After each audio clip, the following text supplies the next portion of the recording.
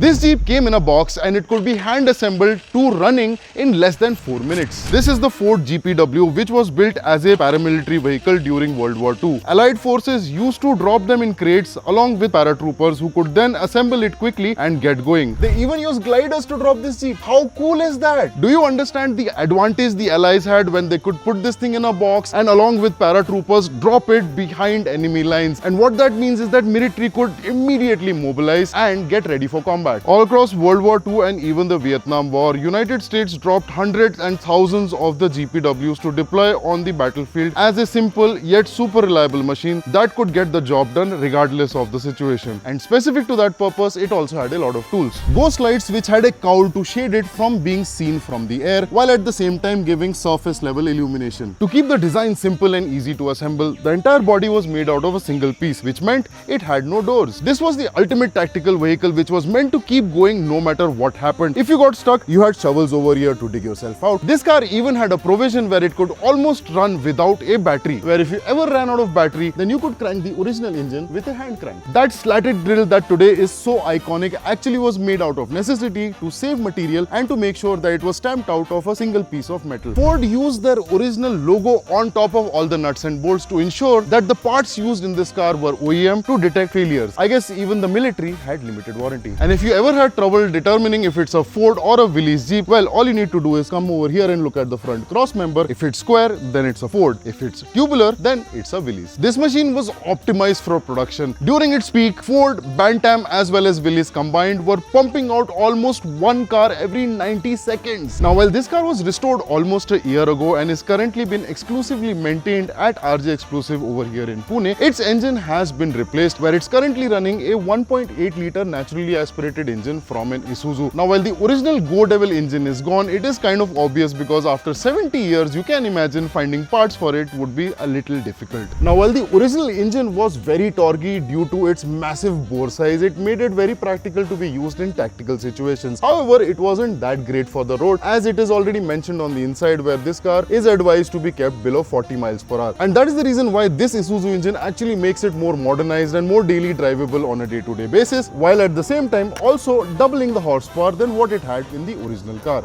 Share this reel with a fellow car enthusiast and follow me and Generation Speed for more such awesome content.